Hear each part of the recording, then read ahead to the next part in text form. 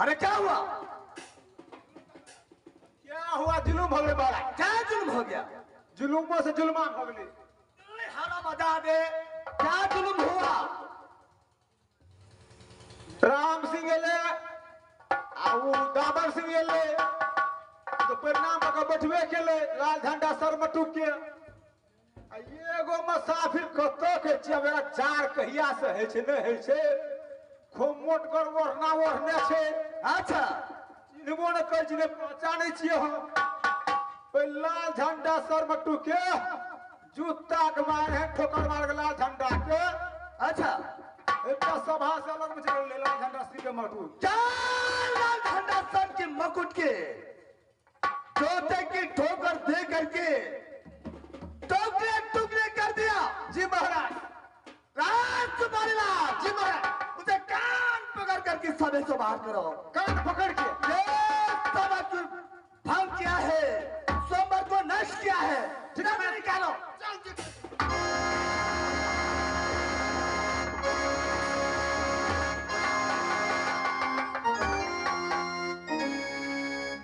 गांव में लाठी करू नहीं तो कहिया कहता है चार है छे। आराम मंत्री जी। जी महाराज। चलो लाल झंडा सर के मकुट ले आओ।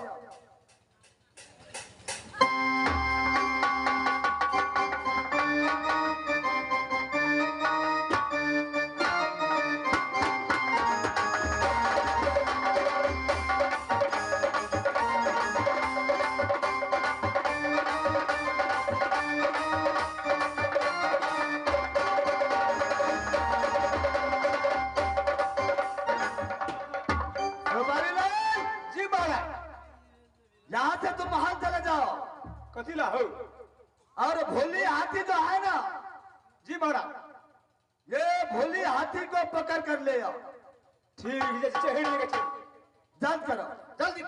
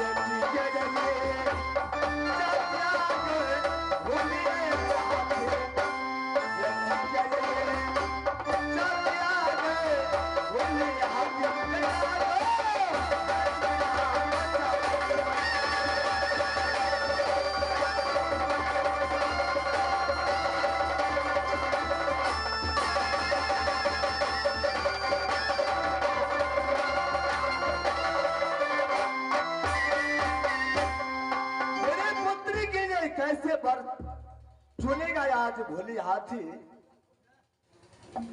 कैसे बर लिखा है मेरी पुत्री का क्रम में?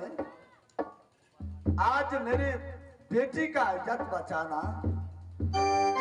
मंत्री जी अरे दंड लेकर जाओ।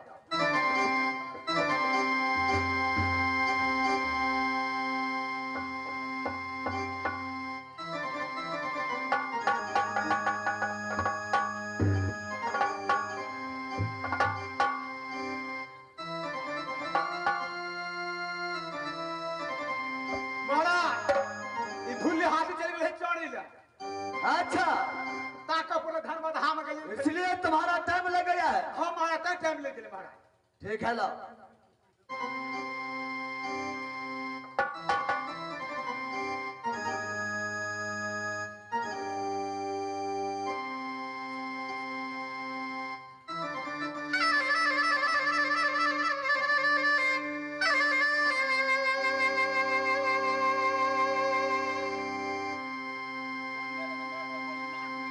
यार बेटी के यही जातिया एक भूली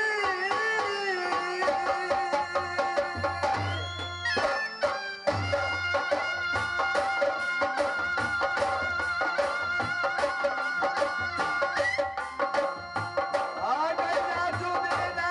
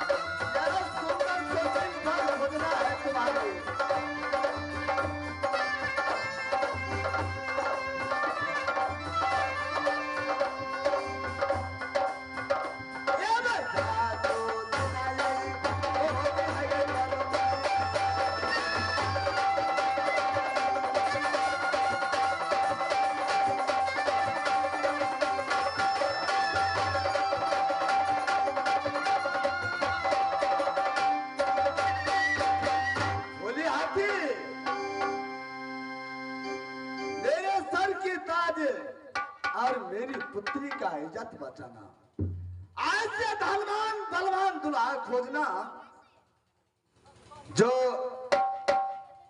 भाई सुंदर सुशील खोजना जो इस भारत में ऐसे सुंदर नहीं है, ऐसे दुल्हा खोजना मेरी पुत्री के लिए। कोई धनवान कोई बलवान आज मेरा पुत्री का इज्जत और मेरा सर की पग बचाना भूलिया थी। जी महाराज, पुत्री नैन कुमारी की बोला कर ले आओ। ठीक है महाराज की हमें जानकारी दिया बोलना। अरे समर में बोला कर ले आओ। ठीक से महाराज, तुरंत बोला करने।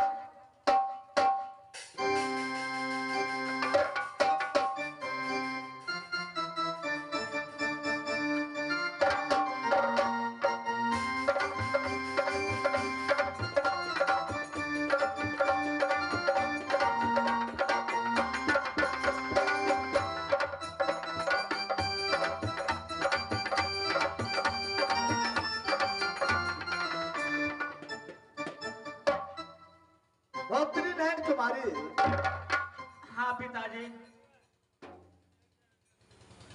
आज तुम्हारी शादी के लिए मैं एक स्वयंवर लगा दिया हूं, क्योंकि जिस दिन तूने जन्म लिया उस दिन मैंने प्रण किया था जो एकावनों किला छतरी की मैंने एक स्वयंवर रचाऊंगा।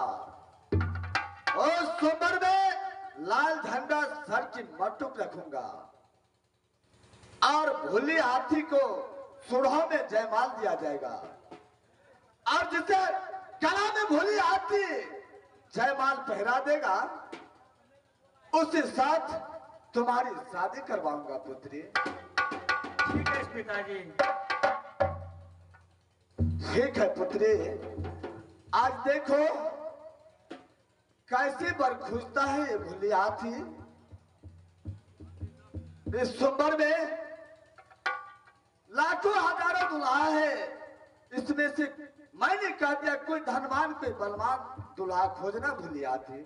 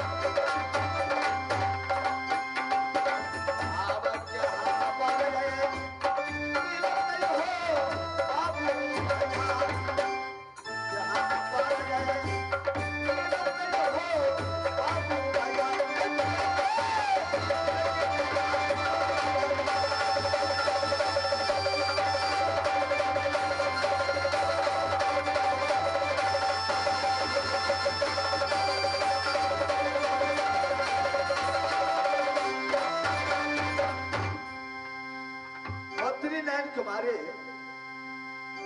कैसे बार तुम्हारी कर्म में लिखा है, ये तो ईश्वर की महिमा है। देखो भोली हाथी कैसे पर खोज रहा है। भोली हाथी चलो इस स्वयंवर में घूम करके तुमने अपने मन पसंद दुल्हा को जयमाल पहरा।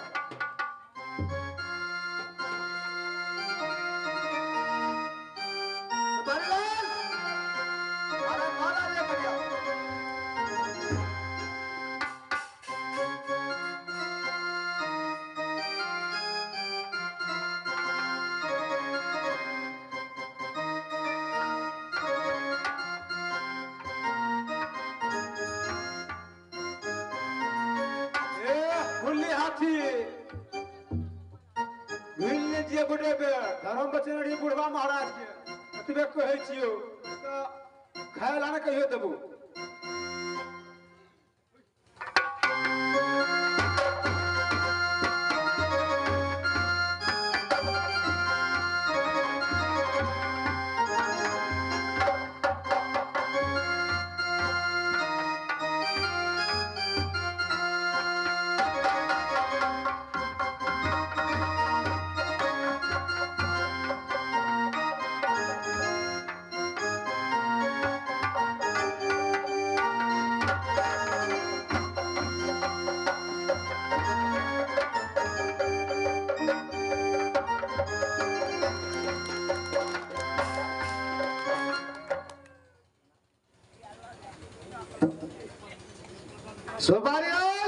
जी महाराज आदमी जी आदमी पजामा अपने से पहन ले छी। ये भूली हाथी भूल गया है बहादुर। भूल गए तो बैठा रहना। चलो जल्द से दोबारा चालू करो। बैठ दोबारा चालू कर छिए लुप लुप कर नाश्ता तैयार महाराज सिपाही लोग, भुल्ली हाथी का हमरा ऑर्डर देबे तो मारिए के दे अरे क्या हुआ?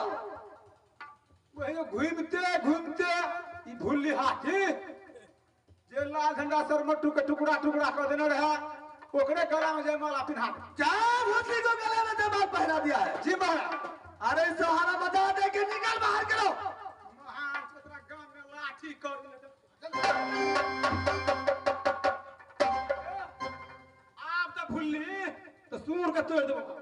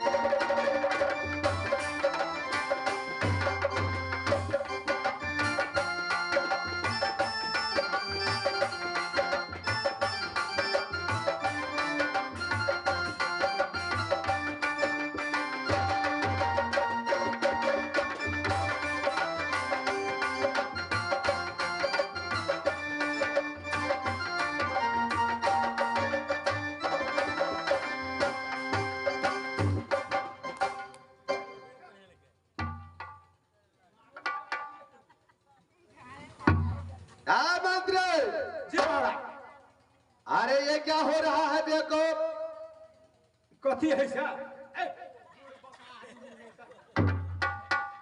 मंत्र खड़ा था हां हरा बजा दे।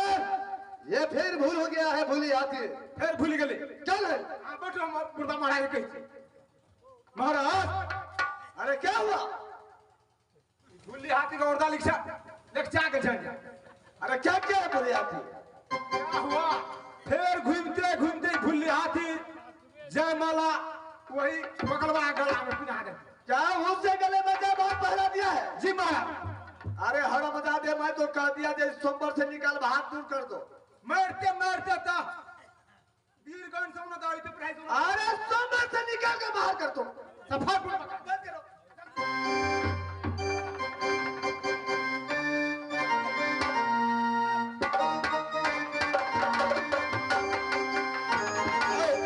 भूली हाथी,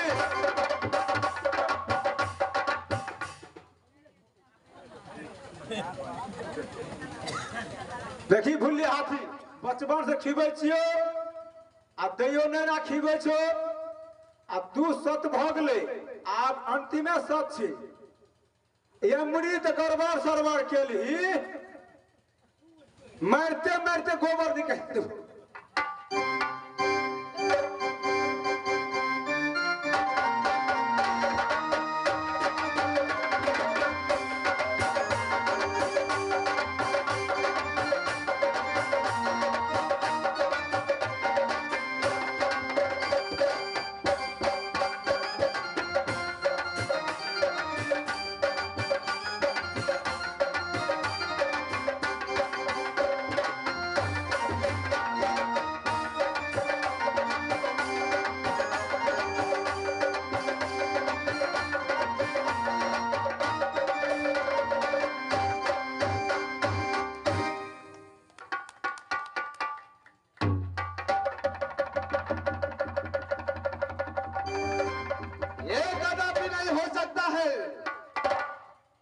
जिसको परवाना नहीं मिला